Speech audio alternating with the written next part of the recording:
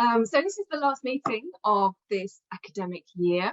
So we'll be taking a break for the summer after this session, and restarting again in the autumn, thinking in the Northern Hemisphere seasons. Our next scheduled event is our first conference, which will take place on the 7th of October online. We've been overwhelmed with the number of abstracts that we've received, far more than we anticipated, which is fantastic, and I think a real sign that research in and using relevance theory is alive and well, and there's a real interest and kind of appetite for these kind of events. So we're hard at work going through the abstract, working out a programme, and we expect to send out acceptance information sometime next week. It's worth saying that at the beginning of this meeting for anyone who may be quite recording and wants an update. But on to today's content. So we're very pleased that Stephen Jones is going to be talking to us today. His talk is entitled Classifier Constructions as Procedural Referring Expressions in American Sign Language. So we'll pass over to you. Perfect. I'll go ahead and start sharing my screen. So how many people here have experience with sign languages? Anybody? A few? A little bit? Okay. So I'm kind of going to go down a rabbit hole of very specific aspects of not only American Sign Language, but also relevance theory when it comes to lexical pragmatics and how all of this relates together. I use the term classifier constructions because in American Sign Language, that's often what they're called, but they've also been called a multitude of other things. So everything from verbal predicates to noun incorporation, classifier predicates, depicting verbs. Basically, nobody's been able to come down to a concrete, this is what they are, because they function very differently. So overall, I'm focused on American Sign Language. There's supposed to be around 300 to 400 sign languages around the world. And most sign languages that have been discovered and studied do have a system similar to this in their sign languages so far. So let me go on from there. I'm going to start out this presentation with kind of a review of the relevance theory principles that really apply to this research, because we're going to be diving pretty deep today. So first of all, what problems does this research address? First, what are classifiers in American Sign Language? I got my bachelor's degree in American Sign Language. I got my second bachelor's degree in interpreting, and then I got my master's degree in sign language linguistics. And over the course of that period of study, this little system within the language was never well defined. And so applying relevance theory, I feel that it actually defines it well and explains how they function, and why people use them. And also where they get their meaning from, because that has been a historical debate of whether or not they encode concepts or not. There's a lot of questions there, I guess would be a good way to put it. So first, we're going to use the relevance guided comprehension heuristic, which basically follow a path of least effort in constructing an interpretation of the utterance, and then stop when your expectations of relevance are satisfied. This second part, the stopping when your expectations of relevance are satisfied, is something that I want you to keep in the back of your mind as we start talking about how this particular subsystem in American Sign Language works. And so this is where we get to, okay, difference between conceptual and procedural. This research is focused on the procedural side. So first, what is conceptual meaning? Basically, it's when concepts are brought easily to mind. So if I say bird or house or dog, it immediately, you have a picture in your mind. It's a content word, you know what's encoded in it. And basically you get the meaning through decoding that lexical item. Procedural meaning, on the other hand, are encoded instructions that specify computational operations to be performed during interpretation, and more precisely to access a particular context for interpretation. This is where my research is focused on those instructions and how they help you pick context, and how in American Sign Language actually function to do lexical pragmatics, which is a little different than you see often with spoken languages.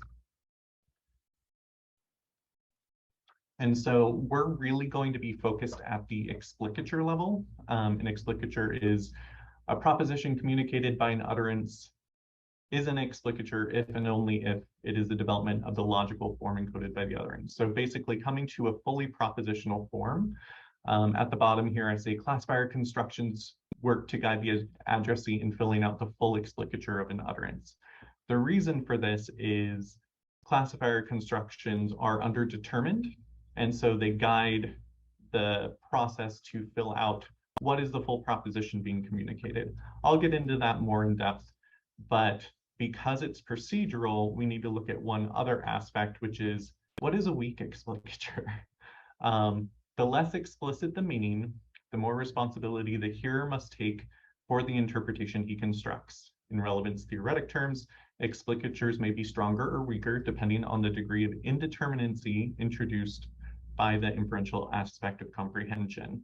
And so this particular subsystem, being procedural in nature, is underdetermined, so it's actually up to the hearer to fill out the full explicature based on the context that is chosen, based on what they're hearing from the speaker.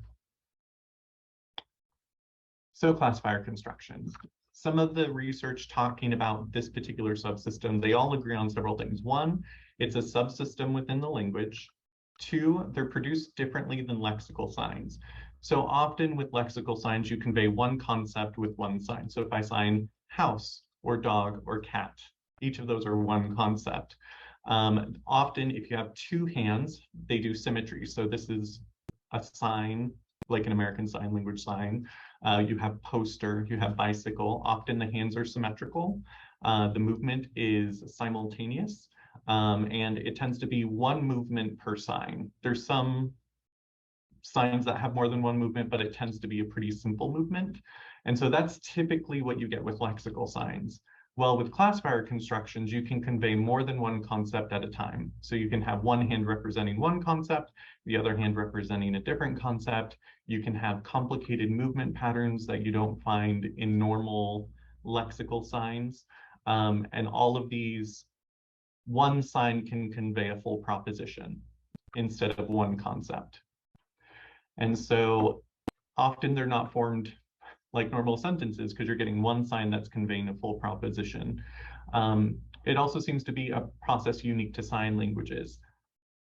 That's what's said in research, but I do think that the research that I'm going to show you today may also have potential to impact spoken languages, and how I would argue possibly gesture works in the same way that my research today is going to show.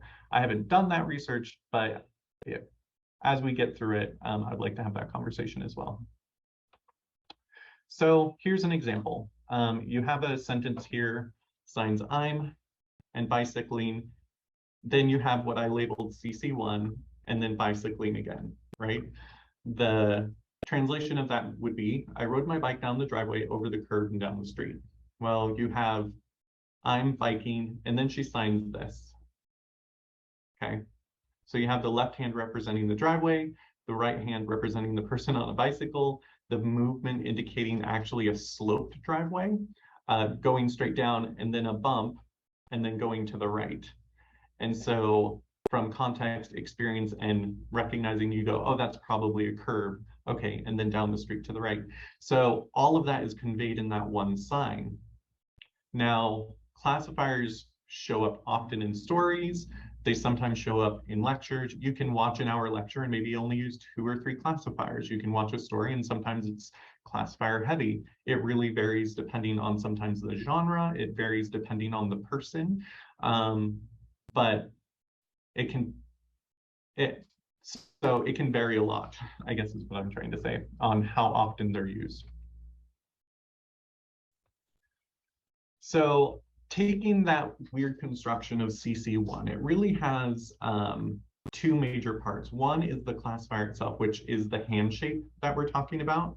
So this has 2 hand shapes in it. It has a flat hand like this, and then it has a pointer finger, one hand like this. So 2 different hand shapes, which allows you to pick out 2 different reference. So the classifiers, I argue, encode an instruction to aid in choosing the appropriate referent for that handshape to represent, for what concept it's going to be manipulating in your mental representation. And this instruction, I argue, as Headley does about like pronouns. So he doesn't encode the concept of male. He argues that no, it encodes the instruction to pick out with something the characteristic of being male. And I would argue that the handshapes themselves encode similar instructions. And so here's a list of some of the various handshapes and the instructions that I would argue that they encode. So the flat hand, picking out a referent with characteristics of being wide and flat. The forehand, vertically, picking out a referent with the character long, thin, vertical, and multiple in number.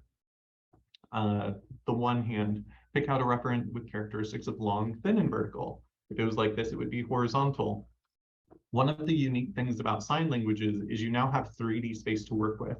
So hand orientation can change the meaning quite a lot. In the previous example with the biking example, the driveway wasn't flat. It wasn't this, it was this. So that actually changes the interpretation just based on the degree the hand is rotated. Next one down, you have this hand shape, which often is used for animate creatures. So something crawling, typically animal. If it's this vertically, or a person, animate object. This size shape, picking up something. So you have all these different instructions that just the hand shape encodes. But in order to create a fully formed sign in a sign language, you need to have a movement included. So a sign can't be well formed without a movement. And so if we have the hand shapes, which I term classifiers and often are called classifiers, and you have a classifier construction, which includes the hands, which includes the movement. It includes the facial grammar and facial expression, which also changes the meaning of the signs as well. My research mostly focused on the manual, the hand and movement component, but the facial component also has a large impact on grammar when it comes to sentences and the meaning that's being conveyed. Any questions so far? I do want to open it up because I know this is okay.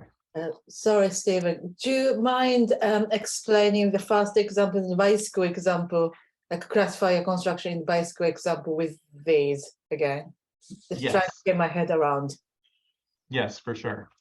So looking at this example, you have first singular biking, and then you have what I would argue is the left hand saying, pick out a referent that is wide, flat, and tilted at an incline. You have the right hand picking out a referent that is, this is also often assigned for something moving. So the only animate referent in this context was the person on a bicycle.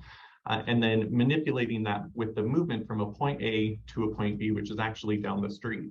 Now, point A to point B at the end of a driveway, but then she adds a secondary imitation of real world movement to go over something. So what would that be? Again, it's on the hearer to decide based on context what that could be.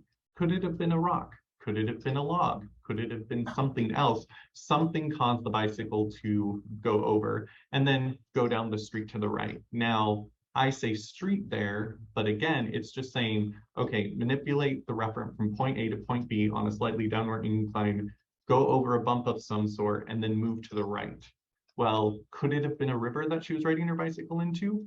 Possibly, but you would have to add a little bit more there. So from context, from reference, it's like, oh, that's a street, because she went over the curb into the street instead of just down and then down a sidewalk. She added that secondary bump movement at the end. And so all of that is saying instructions of, okay, you're bicycling, now pick out the referent from the story that's wide, flat, pick out the referent that's animate, have them go down an incline, which previously she talked about riding her bicycle in front of her house. So assume driveway, over a curb, and then down the street. And so from those instructions, you can pick from context the two referents and what happened to those referents. And can I, so presumably, and maybe this is what you're coming on to, if you wanted to be more explicit about any of these, they could be signed out more. There is a word for curve or a sign for curve, sorry, and for over. You could. If you wanted, if you thought maybe that they wouldn't get it, it wasn't the most accessible interpretation, perhaps. Right. Yeah, you could. So you could, but most of the time, because you can use this system, they don't, because it would be conveying, you'd have to convey several concepts too much. Yeah, it would be kind of like saying, instead of hamburger, saying, okay, bread, meat, tomato, ketchup, you know, that type of situation. So people would be like, why don't you just do that? It's basically one sign at that point. Yeah. So, but you totally could. So one thing that I wanted to emphasize in my research is the idea that classifier constructions are underdetermined. So I have 3 examples here of the 3 various classes: size and shape specifier, so something that shows the size and shape of something; a handling classifier, which is something that shows how you grip or how you manipulate an object in space; and then an entity classifier construction, which represents like a whole concept and how it functions. So the first one here is this sign right here, which often would be like a tube of some sort. You could talk about the table leg or a chair leg or a piece of a fence, and it could be any of those things. It depends on context. So it's saying, okay, pick out a referent that is circular. With the movement, it becomes a size and shape specifier of something about this height. Depending on context, you could say like, oh, trees, and then you have a pole. Well, depending on how you set up your 3D space, whether you're having big things like trees and then this is the same size as those, so they can kind of relate to each other that way, or you're saying, oh, that like on your desk you have a small thing and it has this. Okay, well, it would be in that size instead of the size of a tree, right? But again, this is just saying pick out something that is small, thin, round, with the other hand moving up. It gives you the size and shape of the thing that you're talking about. But it could be multiple things depending on context. The next one is something that can be gripped and is being pried up. So this could be like using a crowbar or pulling a lever. Again, it's just showing that you're gripping something that can be gripped with both hands, and then a movement up like this. So that could be, again, a multitude of things. The last one is, okay, you have something that's long, thin, and vertical that then falls down and hits something hard because of that tense movement at the bottom. Now, in the context that these were used, this all referred to the same referent. It was a broom, talking about the handle of the broom, sticking it under a dresser, and then prying it up, closing the closet door, so when people open the closet door, it sprang down and hit the floor. But you wouldn't get that just from looking at these signs independently, which to me shows that they're actually providing instructions to interpret context, but you can actually make a determination of what they mean independently. So that part of them being underdetermined to create a weak explicature is very much there, that they don't provide encoded concepts, but they provide instructions that then it's on the part of the hearer to select the correct context and what the meaning of it is, because they have to fill it out through an inferential process.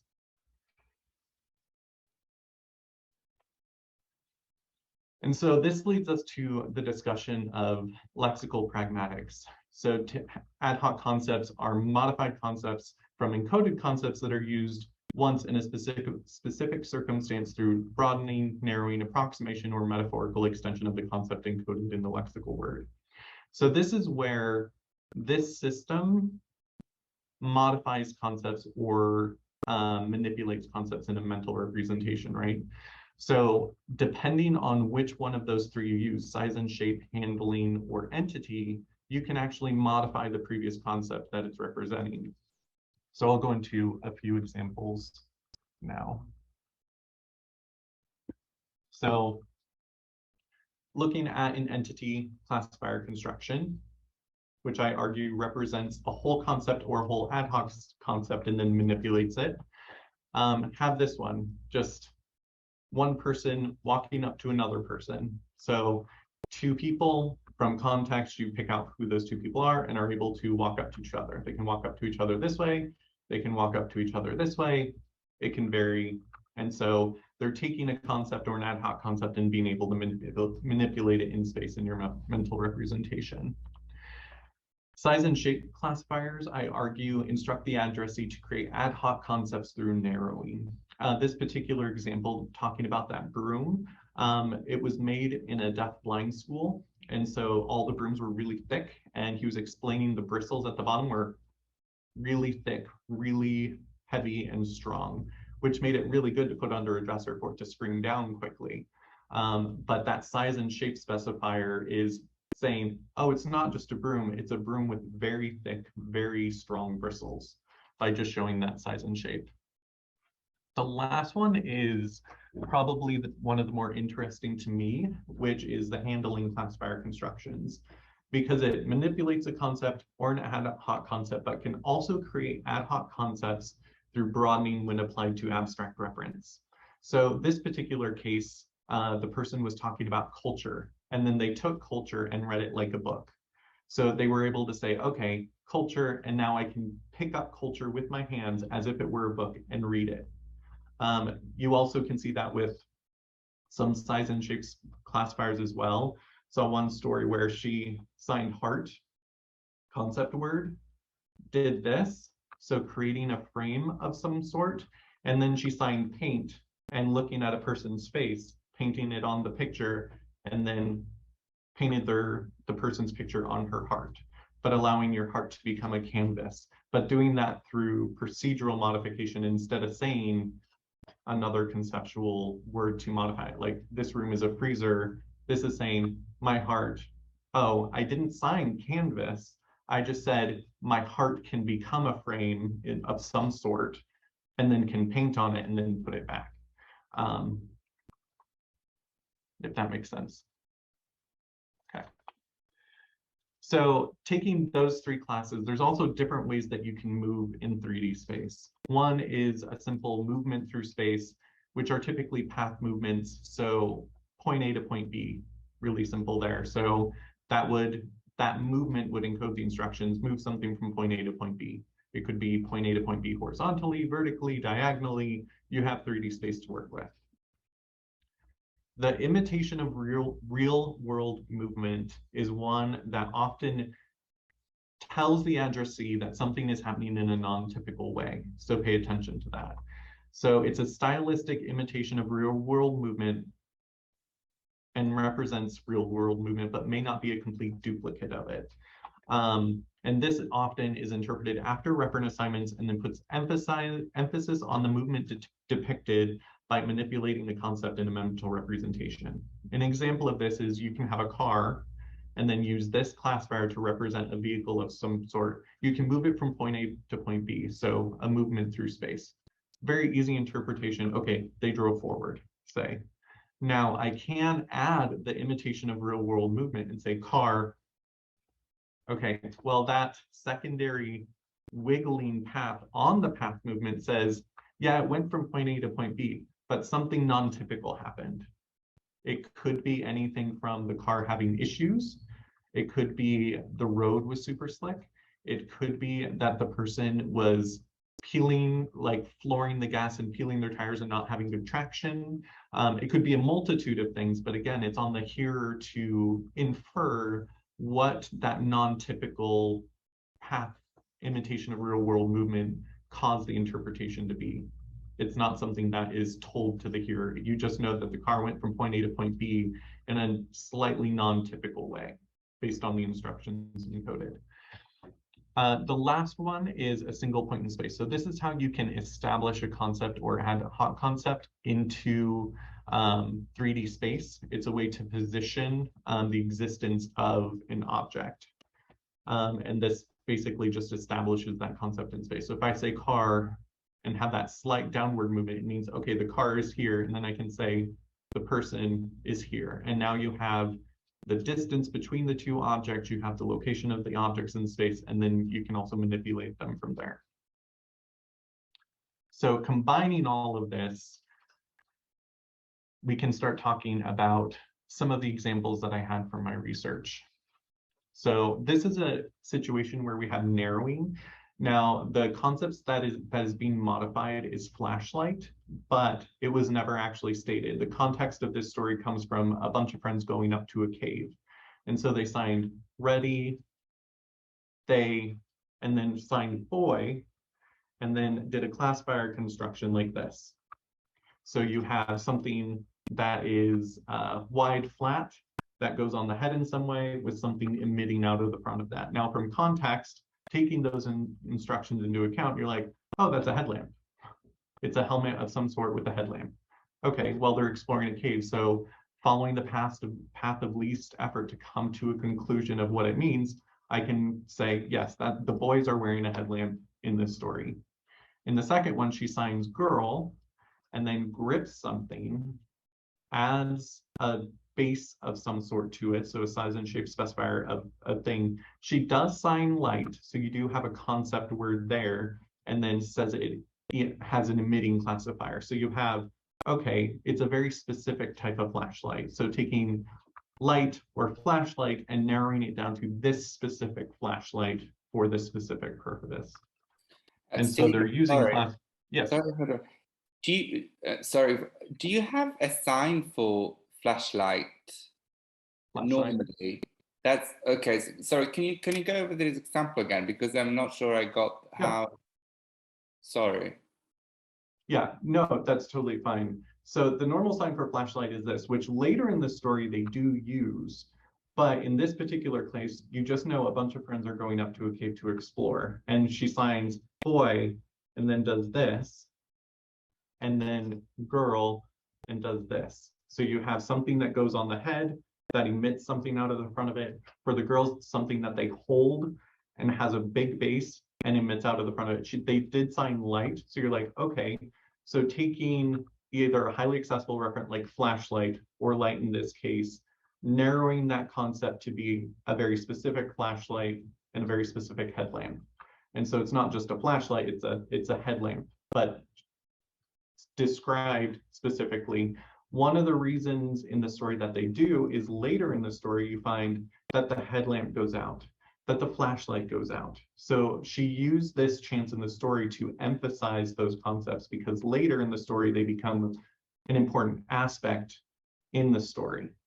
Otherwise, it would make sense just she could have signed flashlight and it would have made sense, or flashlight and then flashlight. But instead, she did classifier constructions to say, this is a very specific thing in this story that I want you to pay attention to. Does that answer your question? Cool. And so this here is an example of broadening a concept. So in the sign, they picked out signs individually to be looked at and analyzed. The sign here is an American Sign Language sign, so something that is basically a word in ASL, so sign. But then after signing sign, she picks it up. And she picks it up with this hand as something light, thin, and that you can look at, something maybe small, because you can also could have said sign and have something heavy or big or thick.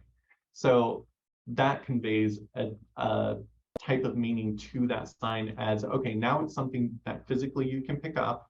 And she looks at it and looks at it again, and then analyzes it.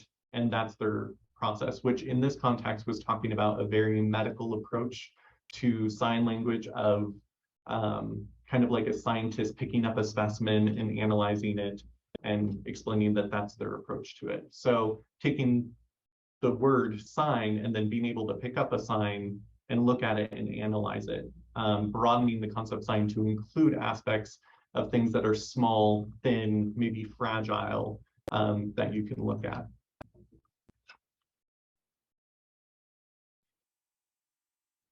Earlier, we talked about that single point in space establishing reference.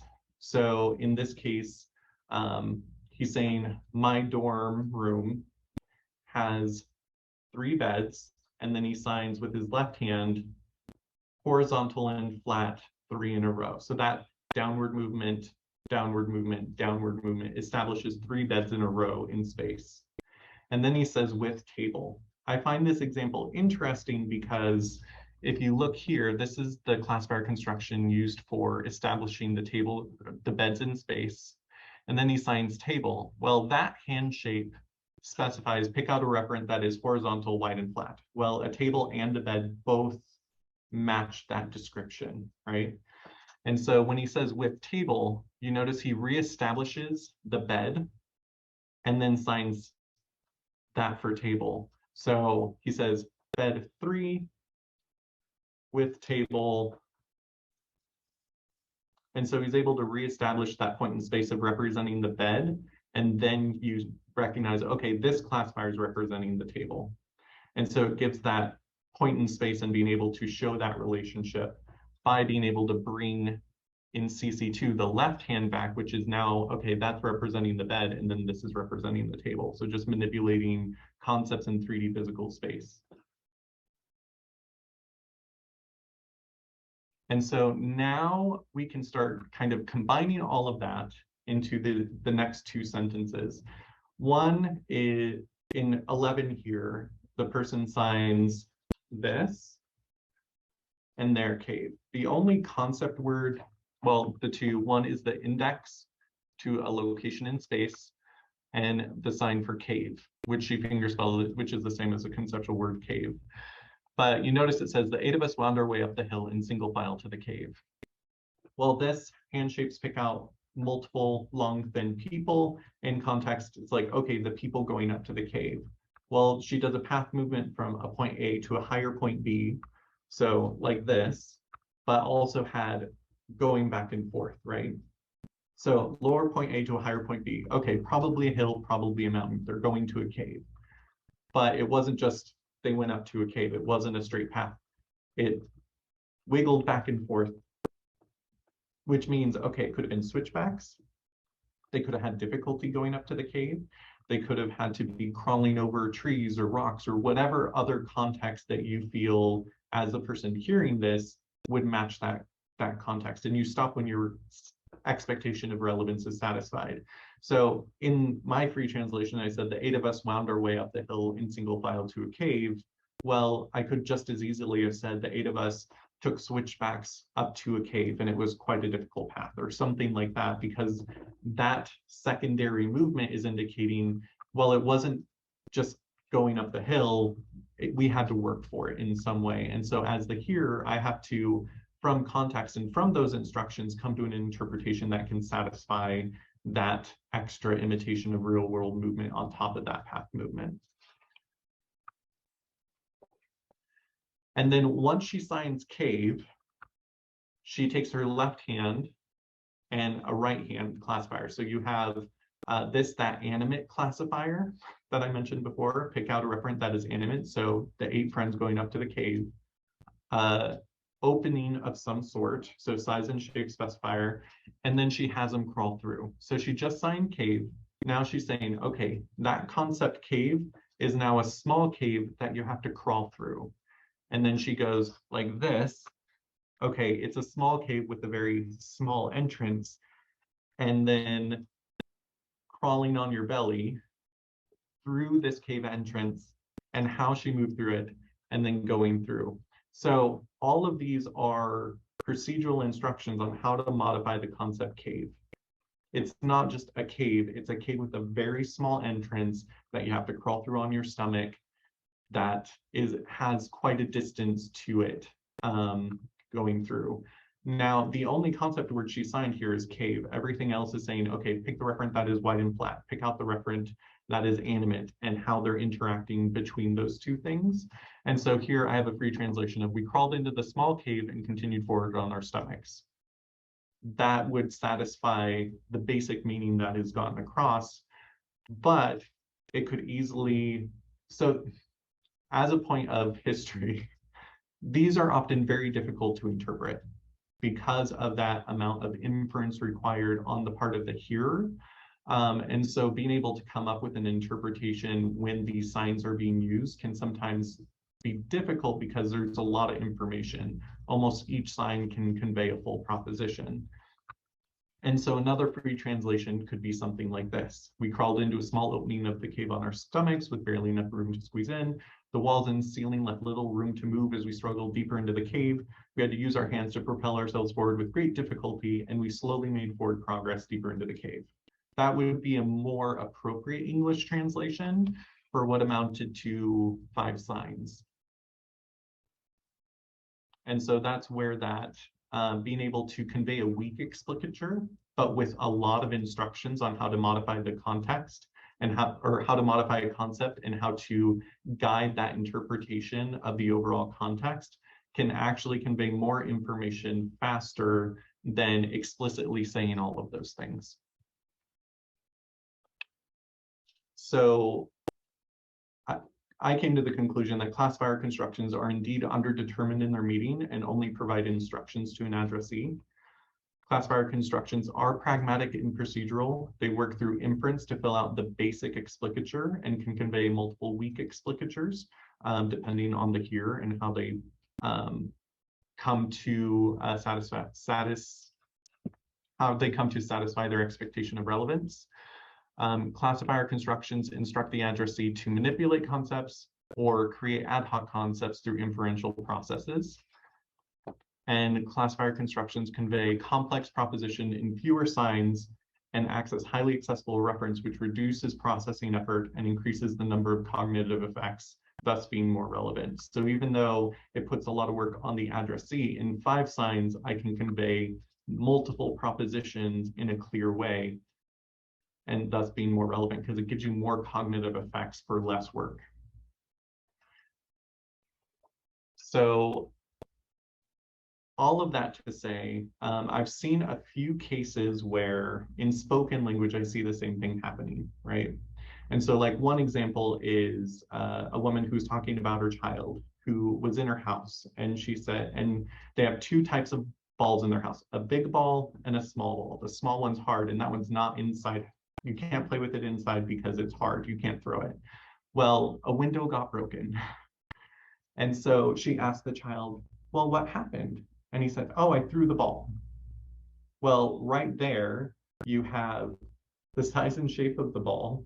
You have the method in which he threw it with the movement, overhand, not underhand or softly, and also which ball it was.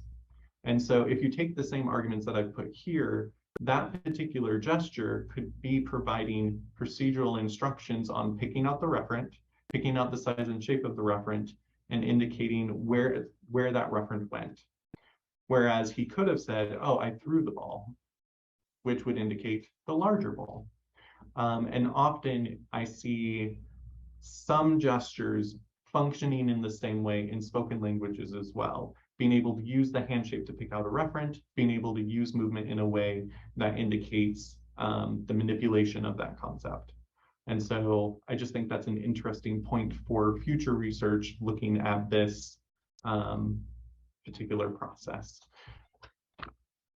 So thank you. That is the conclusion. I would love to hear questions because I know this, like I said, is kind of going into the deep end of not only American Sign Language, going into the classifier system, but also in relevance theory, going into procedural meaning and lexical pragmatics. So I would love to answer any questions that you have.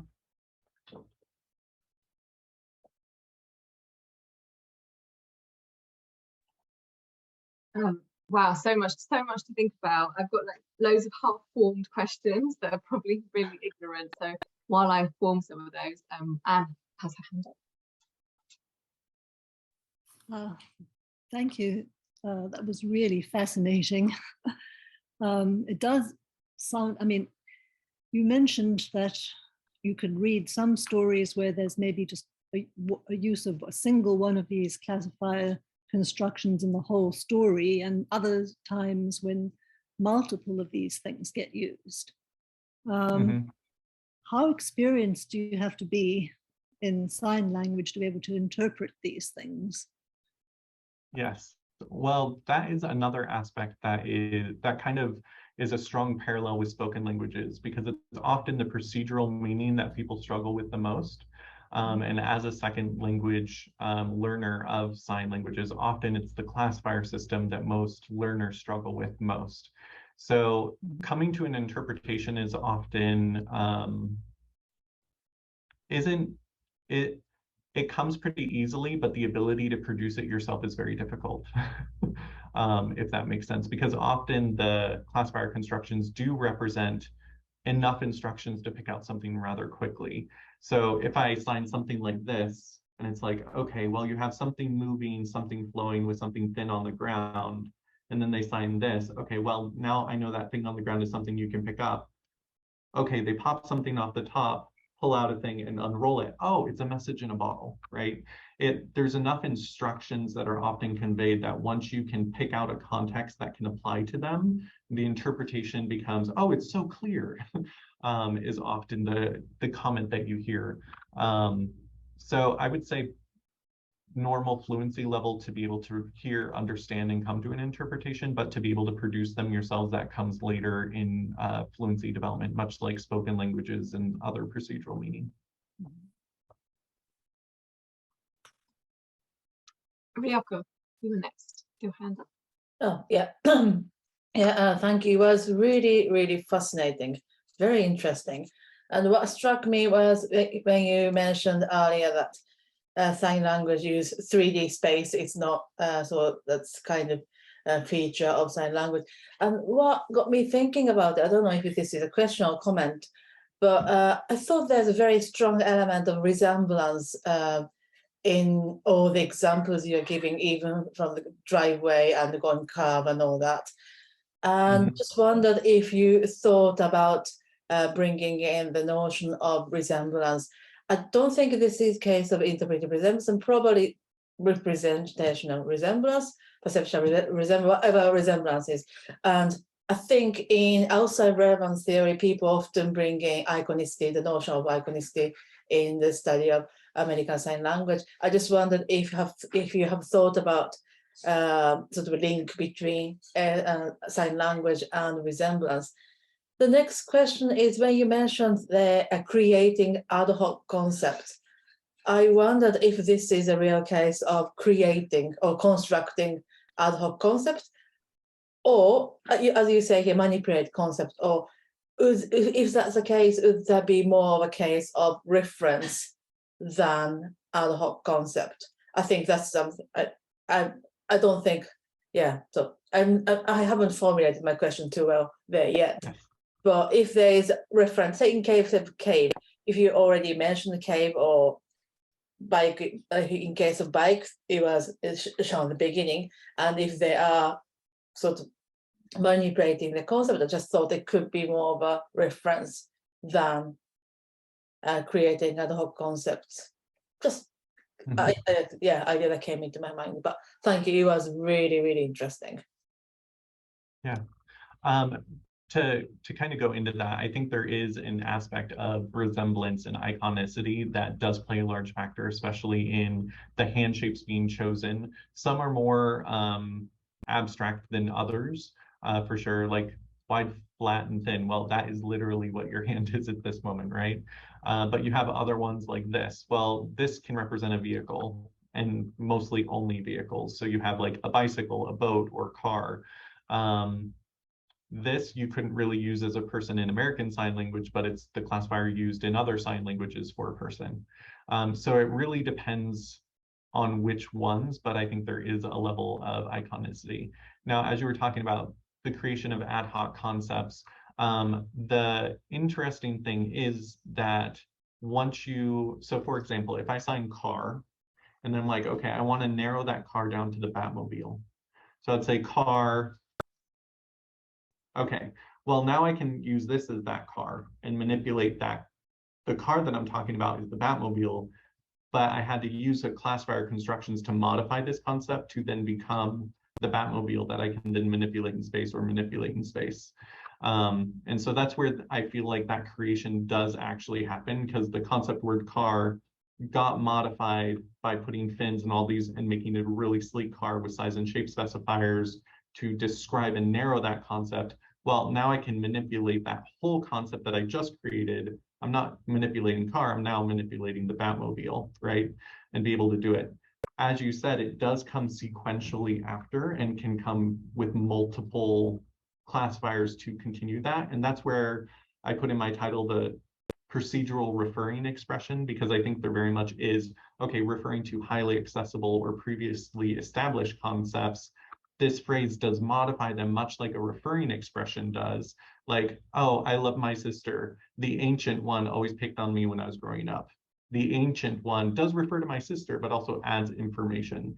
And so that's kind of why I use that term as a procedural referring expression, because it is modifying that concept. It doesn't have a concept encoded in and of itself, but does manipulate and modify that concept in some way. Thanks. Fabrizio. Sorry.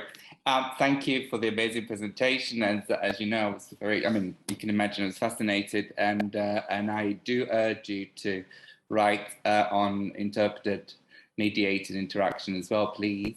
I've got a couple of suggestions and a question. Well, first of all, as you know, I work on this course markers in interpreted interaction, and I can tell you, yes, I mean, there's lots of procedurally encoded elements in verbal languages as well. There's obviously, it's a problem for interpreters as well, and they usually just leave them out or they don't know what to do with them. But when you were talking about interpreting, I can tell you that obviously the aim of an interpreter should be to be able to translate those procedural elements with other procedural elements, which might not be verbal. I mean, as you know, there's lots of extra verbal signals in non-sign languages as well that you could use. So, you know, gaze, gestures, facial expressions. And I was thinking, obviously, you know, sign languages also have those. Apart from signs, they have all the facial expressions and etc. So I was wondering, perhaps sometimes those procedural elements that you mentioned could be interpreted with other extra verbal elements as well, procedurally, but using, you know, gaze and like when you were mentioning the translation of that sentence with crawling and, you know, winding your way up, etc. I wouldn't necessarily recommend that you have to go all the way to using such a long sentence. You could simply use your face showing that you're strained or stressed because you're crawling, and it, you know, you can use other procedural elements in verbal languages as well. So that's one suggestion. Obviously, but please do write something on interpreting as well. And just a little promotion on myself. As you know, I'm planning to hold a conference on interpreting and translation in relevance theory in February next year. So I do hope that by February 2023, you'll be able to produce something and come to the conference. Yeah, I would love all the information you can send me on that. Yeah, I'll send them out, especially via this network as well. A couple of questions. First question might be silly, but you're saying that all these conceptual words are done usually using signing with one hand. What happens if you have a sign that has to be done with two hands and it's conceptual, and you have to add the classifier on top of that? What happens there? I know that you said they're rare, but I don't know. It's just might be a silly question. But the second is to Ryoko, actually, because this issue of classifiers in sign language reminded me of counters in Japanese. I don't know whether it's a stupid comparison, but counters in Japanese, like ko for small inanimate objects, they encompass a lot of different nouns that you can refer back to. And sometimes I find Japanese people using those counters in a, you know, you can use it ironically as well, because you don't know what you're referring back to. If you're using one counter, it's completely decontextualized. I don't know whether Ryoko can pick up on that question. And that's all. So I can answer your first question. So when it comes to conceptual signs, some are two-handed, some are single-handed. But most double-handed signs can also be signed single-handedly. So you can have cat or cat, you can have house, you can do house if you're holding something, whatever. But what you often see is you can combine them at the same time, right? So if I sign like questionnaire and then, okay, I have a classifier representing that questionnaire, I can be like, okay, what questions do you have? Okay, well, this questionnaire stayed there the whole time. And now I can start saying, oh, are your parents deaf? Is your sister deaf?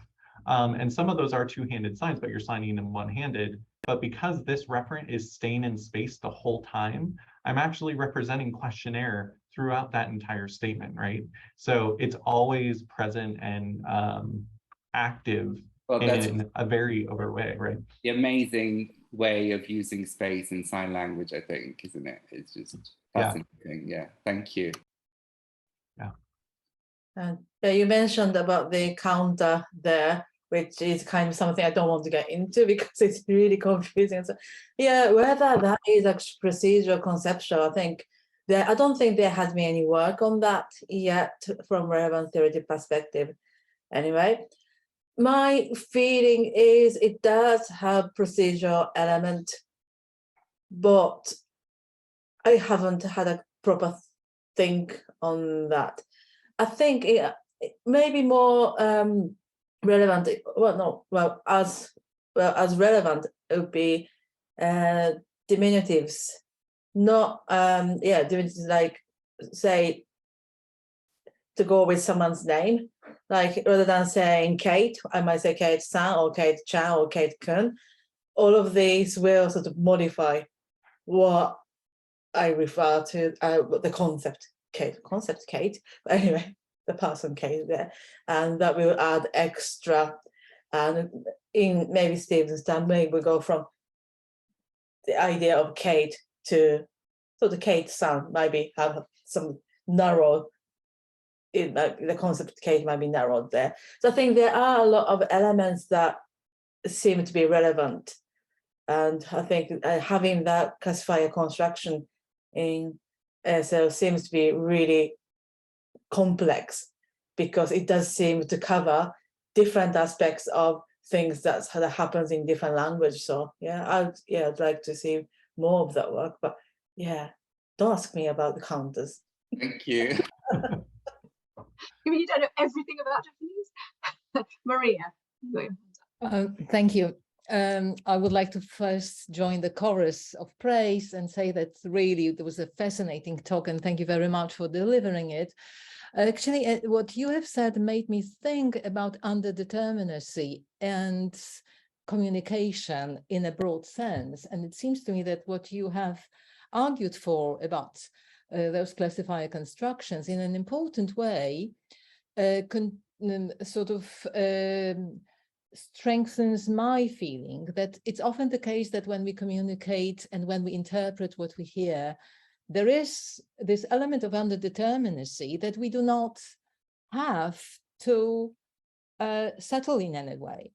Underdeterminacy actually is an important part of not only what is communicated, but also what is interpreted.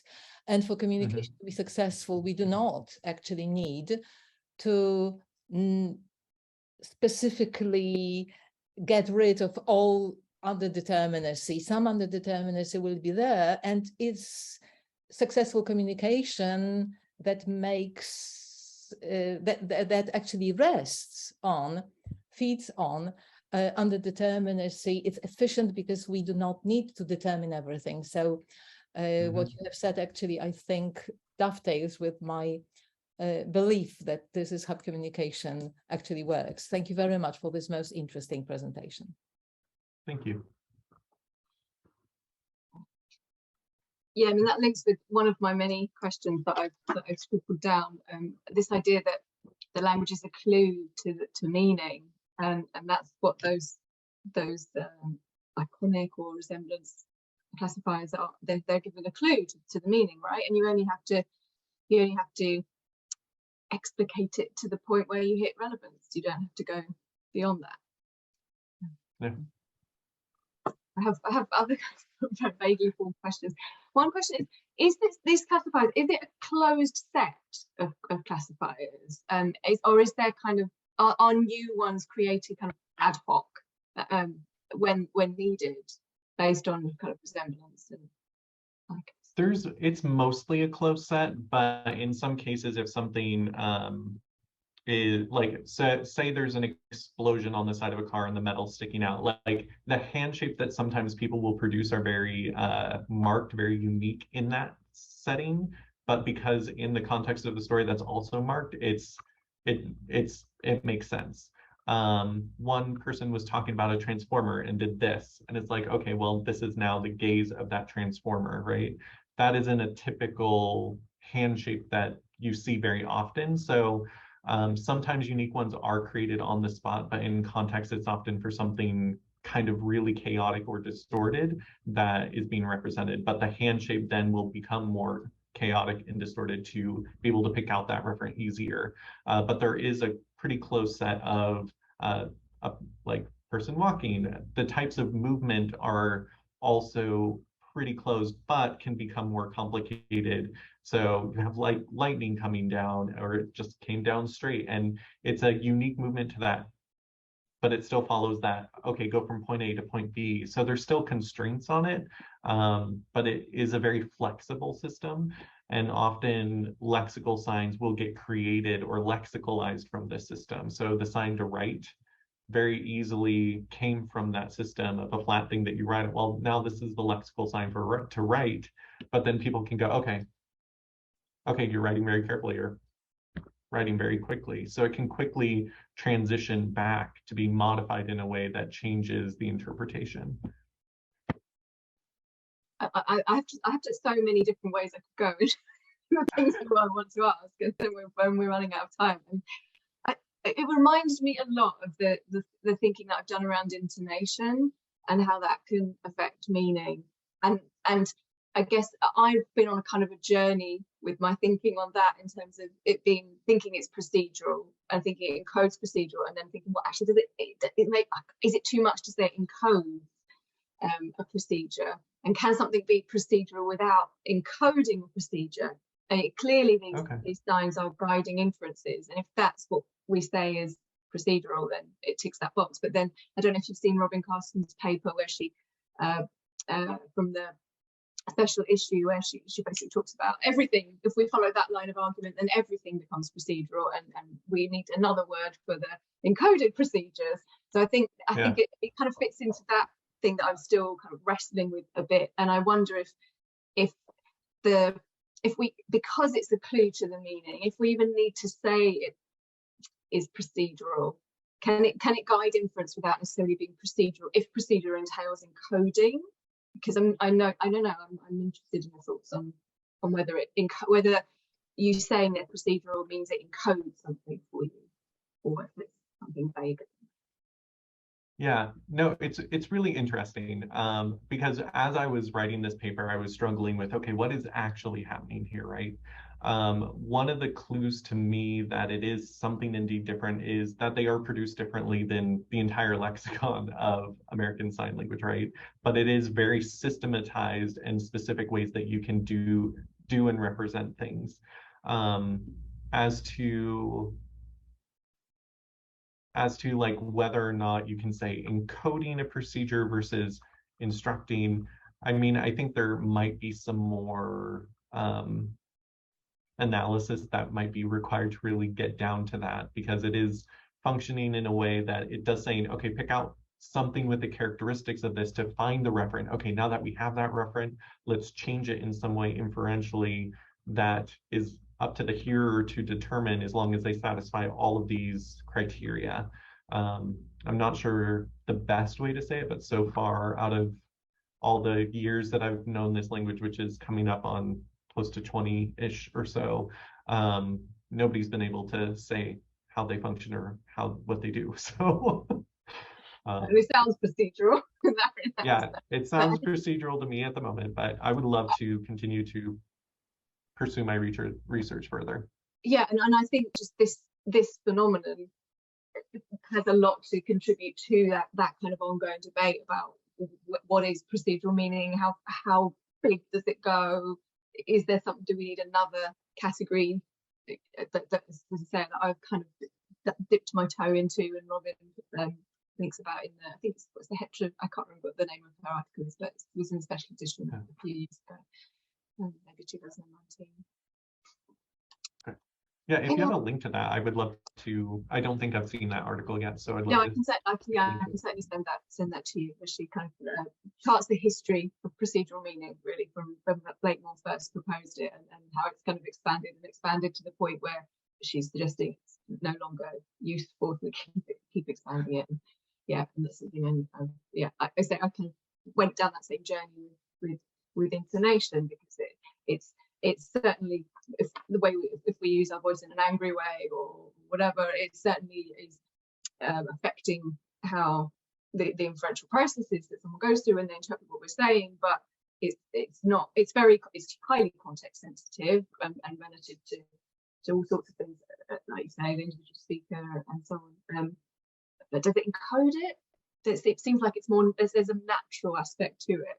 It's not you know, it's actually the same with typography and representation of text on the page. You know, if we underline something or write it big or bold it, you know, there's iconicity there. We don't, yeah. Well, there's lots of things. Yeah. I've been No, doing much admin recently. Not enough thinking about this stuff. It reminds me I want to get back and think about it more. Any other questions? I have loads more questions, but too many to ask. Anybody else want to ask anything? Yeah, I mean, we should really have more chance to talk about this. It's absolutely fascinating. I also have tons of questions, but I need to go, so can't ask right now. But yeah, thank you. It was really, really good. We almost need a kind of follow-up, because I feel like I need to go away and digest and think about it and come back with more for further discussion. But yeah, really, really fascinating. And yeah, I think. Thank you. I think this might be the very first work on relevance theory and sign language as well. I haven't seen many, at least, you know, I haven't seen at all. So yeah, I think you're adding extra dimension to the theory as well. Excellent. Yeah, and a really important dimension as well. Yeah, very, very. Fantastic. Okay, well, thank you, everybody. It's been a small but really fascinating session. So a great way to kind of finish this year's programme.